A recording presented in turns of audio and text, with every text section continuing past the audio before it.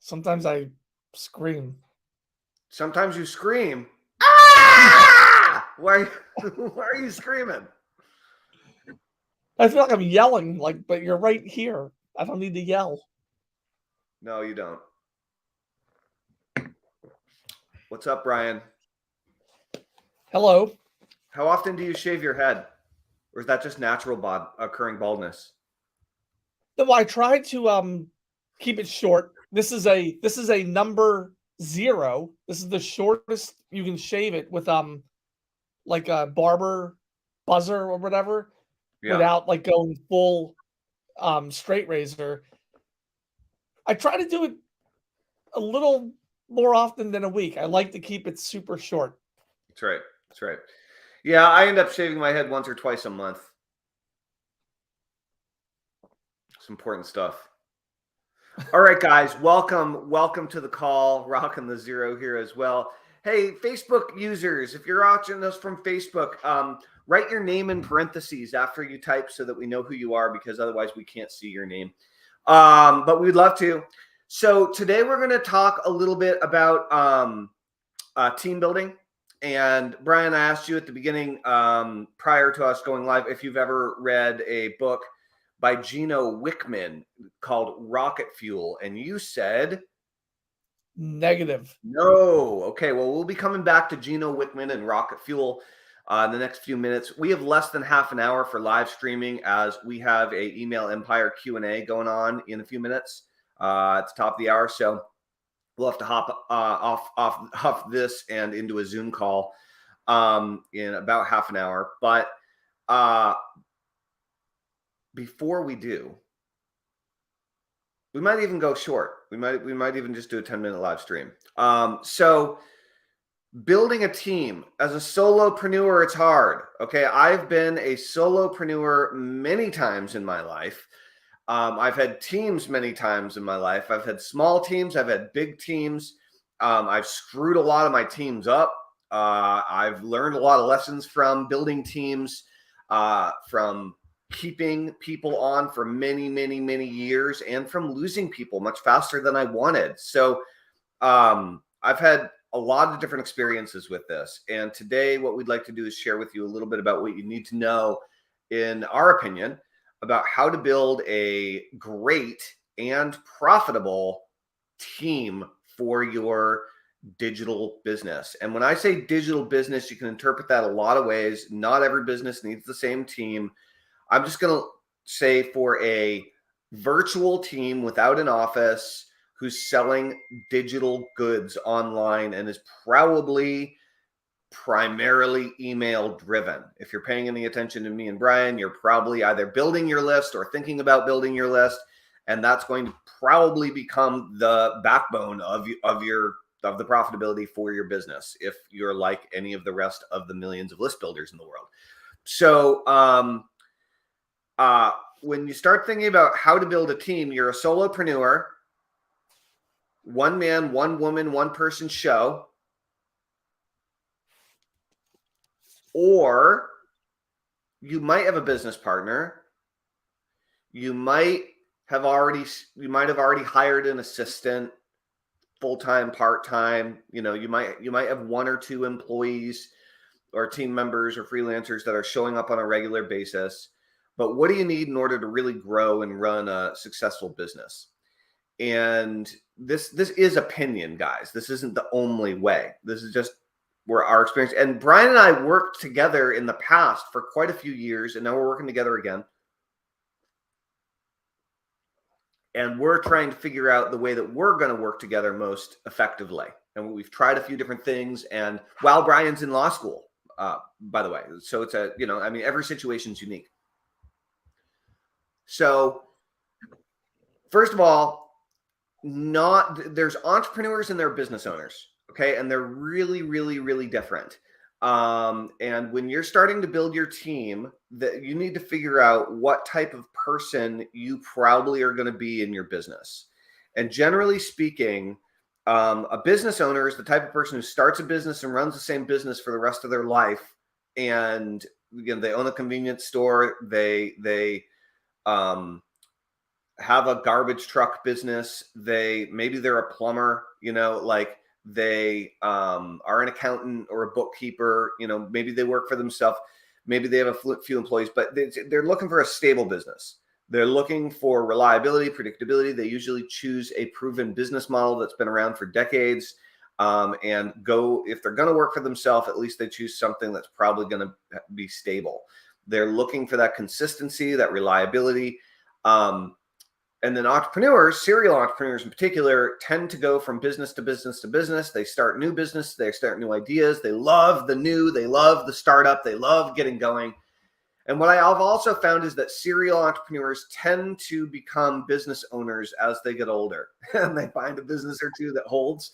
You can kind of shift and stop being a little bit some of us can shift and stop being quite so ADD. But there's this concept in this book that Gino Wickman wrote called Rocket Fuel. And the concept is about the visionary. And I think he calls it the implementer. Okay. Or the operator. And so the visionary is usually the one who has the big idea. Okay. The visionary is usually creative and kind of often an overwhelming sense of enthusiasm. They tend to bring all the people together. They tend to be they tend to be on the loud side. They don't mind pitching their ideas, right? They tend to be more extroverted. Okay. Not all visionaries have all these characteristics, but they're idea people and they are problem solvers. Okay. The implementer or the operator, I can't remember the word. It's been quite a few years since I read the book. The operator is an executioner. Okay. They are a get her done kind of person. They love knocking items off the to-do list. They're a good project manager.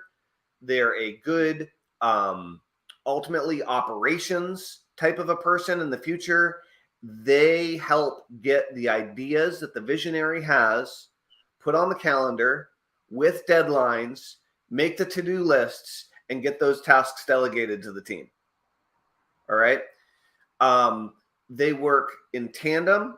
And one of the biggest things is that visionaries can't get too cocky and think that just because they're a visionary, they don't have any to-do list items or they don't have to get their deliverables done, because they do. But it's easy for visionaries to be like, oh, I'm the visionary. I'm the creative. I'm off to other things while you guys are doing all the hard work. I've made that mistake in the past.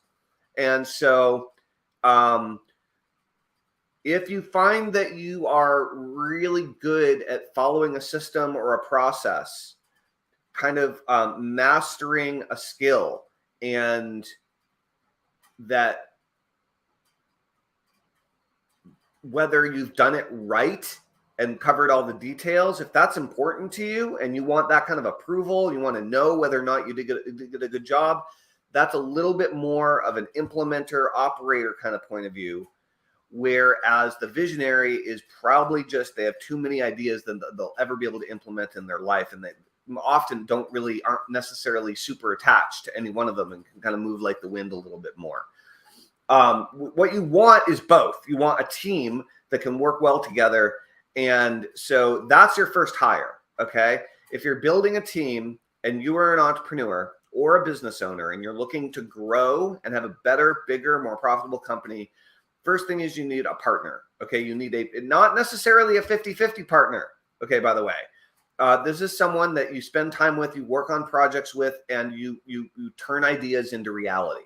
And this person might be a 50-50 partner, or it could be like a salaried employee. It could be an hourly person, or it could be a percentage. Like, there are all these possibilities. But depending on the stage of the business, how long it's been around, how skilled you are, how skilled they are, blah, blah, blah, blah, blah.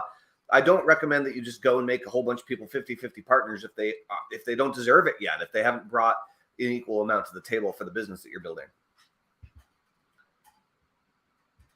So, Brian, this is convenient because you were just thinking about this the other day. What are some of the skills that we need in a online business, in an internet marketing company that's email driven, that's probably selling mostly digital stuff? what are some of the skills that are necessary to run that business? Yeah, we were just brainstorming a list of some of these things. Copywriting definitely comes to mind. Driving traffic. Of course, say it with me. Building an email list. Building an email list. That's But building critical. an email list is a combination of a bunch of things, right? Like It is. it's about writing copy Traffic, and driving traffic. And there's a third skill that's absolutely necessary, which is building the funnel. You need a techie. Yep. You need some sort of a hands-on tech nerd who is going to build the funnel for you, right? That these don't need to be separate people, by the way. We're talking about the skills necessary to run an online digital email-driven business. Okay, so you need somebody to drive traffic driving from at least one source, ideally two or more, right? But like definitely one solid traffic source. You need a copywriter to write the sales material and write the emails, right? You need a funnel builder. You need a techie, right? Somebody who already knows ClickFunnels in and out and they can build it. It's not going to take 4 months. You need a customer support person, unless you're only doing affiliate marketing, in which case you still need somebody to man the email inbox because people will write back to you, right? Even if you're selling other people's stuff. And you also, some people can get away without it, but for the most part, you need a front man. Okay, you need, and this is your content creator. This is the equivalent of your content creator in most cases. So again, traffic driver, copywriter, funnel builder, customer support, front man, right? Once you got 5 people, now you need a project manager. Sorry. So that's another one. Otherwise, you're going to get disorganized. So that's basically the team that you need. And you might find that some people have more than one skill. And you might find that you as a solopreneur have all of those skills, right? And so as you start bringing people on, we have the Rock and the Zero here as well, whoever that was. And good to see both of you. Good to see you too, anonymous Facebook user. So we can't see some of your names. If you're here and watching, you want to say hi, type your name in so we can see it. And we'll do our best to crack a joke that shows we know that you're here. So thank you, StreamYard. I wish that these broadcasting services would do a better job of letting you know who's watching, and interacting. So hi, smiley face. Who's that? I'm curious. So that's the team that you need. You need a traffic driver. You need someone who knows how to drive traffic, and that is either social or ad buying of some sort, really, is what it comes down to. Hey, Robert, how's it going? We can see Robert because he's tuning in from YouTube, I believe, but we can't see. Oh, Kate Berry, how's it going, Kate? Good to see you. So what ends up happening is you need this team, right? You need someone who can drive traffic. You need someone who can write copy. You need someone who can build the funnel. You need someone who can do customer support. You need someone to be the front man, front person / content creator. And you need someone to organize the project so everybody knows what to do and get stuff done on time and to some degree of accountability, whether or not they're actually doing their job, right? And so I do highly recommend that if you're a visionary, that you get an operator. And if you're an operator, you get a visionary, right? And you can team up. Basically, at this point, you need to ask yourself a question is, do you have money to pay these people? Which when I'm starting a lot of my teams, I don't. I usually am starting with zero cash to work on a new project with. I mean, I have enough money to like get the thing going, but generally speaking, I like new ideas to float their own boat. Like I don't want them to be a cash sink. And so when I'm building a new team, I've had the most experience building a new team on percentage, and this has pitfalls. Okay, it has challenges, and sometimes when you build a team on percentage, it's all just going to go to shit. It's going to get flushed down the toilet and everything's going to crash and burn. But that can happen with regular teams too, even if they're paid standard issue style. So, team dynamic and group dynamic, and holding a group of people together that can do a great job, and the group of people falling apart. It's one of the primary reasons businesses fail, is because of the social dynamic in business and group dynamic. It's hard. It's hard unless you know what you're doing. And even when you know what you're doing, it's hard. So at this point, you either need to pay them out of pocket, you need to get an investor so you can pay them out of pocket, or you need to come up with agreeable percentages for a certain period of time that everyone is going to get paid out of the profit that you guys produce from your project, right? And there is a great book that conceptually is really good, but as a team, we had actually a very hard time wrapping our head around, which is called Slicing Pie. And Slicing Pie is all about a startup and how to split equity in the company up based on the time, effort, and energy that people put in during the startup phase and put in their time. Simple version is you should really figure out how much people should be getting paid and base their percentages that they're going to make roughly based on that, right? Customer support person in most cases is going to get $20, $25, or $30 an hour. 20 if they're good, if they're really good, but maybe English is their second language, but it's hard to tell. 25 if they're American and English is their first language and they're on top of it, and 30 if they're really fantastic, right? And they're just like an A player. That's an example of how much you're going to pay for customer support, right? You can get it cheap, but like cheap customer support is like, might as well shoot yourself in the foot. You're like, your customers will hate you, you know?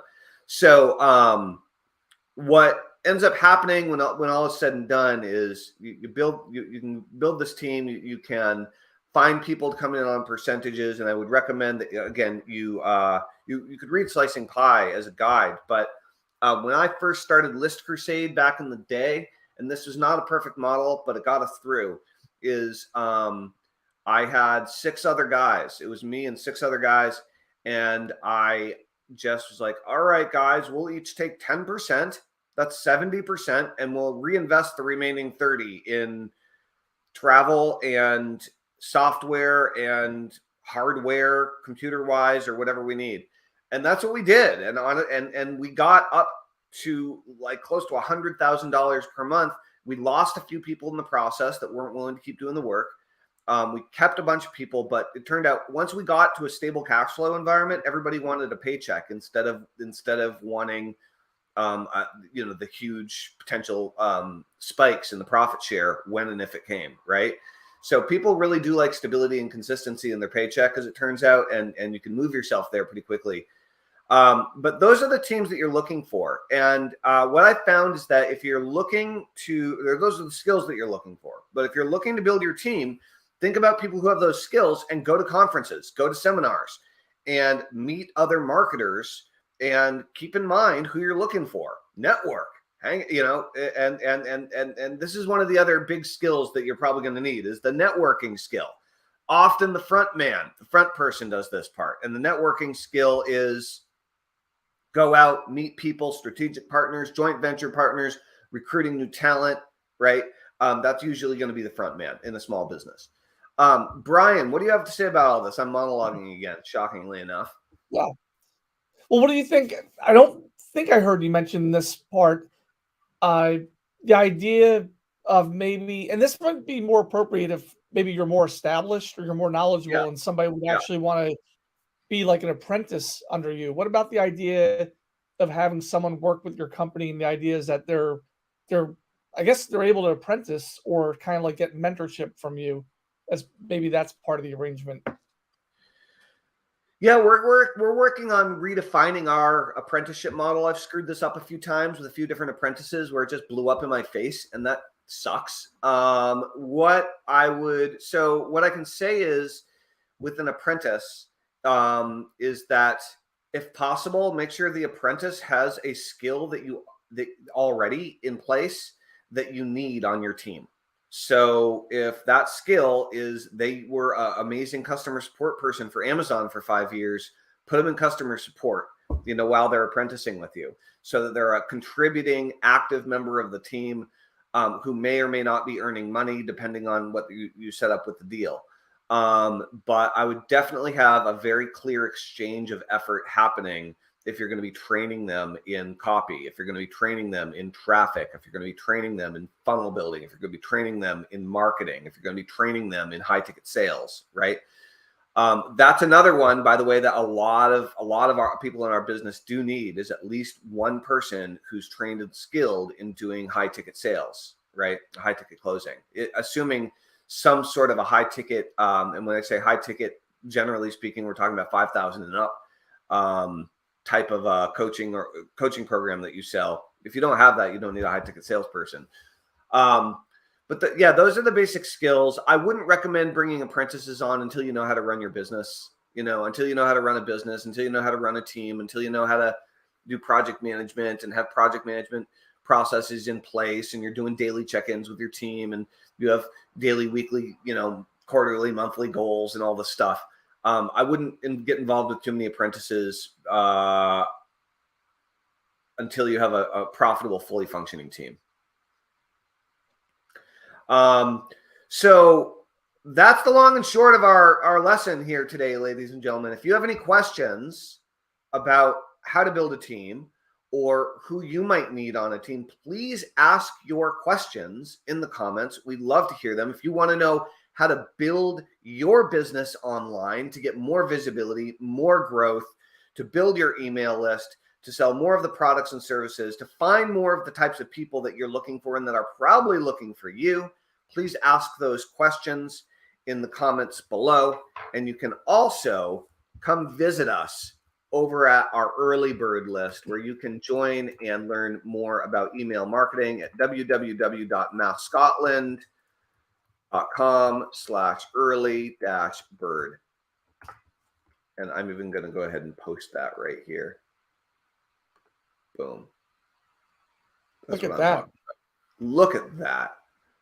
Look at that. As a matter of fact, a little YouTube logo on it. Yeah. Oh, wow. Now it's taking it to the next level. Yeah. We got bells and we got whistles over here. So go check out mathscotland.com/earlybird if you want to get our email marketing early bird list. If you want to learn how to build your email empire, how to build a massive list of wildly responsive, wildly profitable fans who want to buy the products and services that you have to offer, go ahead and opt in there. Read the important instructions on the next page. And if you qualify, then schedule a call to chat with myself, maybe even Brian sometime. We'll see. Brian, is there anything else you want to add about team building? I do. There's just a really loud noise in What happened? I don't know. I'm not sure. Hire slow, fire fast. Oh, it's true. Hire slow, fire fast. It's the name of the game. Firing people is painful too. It's like, it sucks. It's the worst. You got it. You got it, Robert. Thanks for being here. Great to see you. Hope to talk to you soon. Hope your travels through Manila. Is that right? Malaysia, Singapore.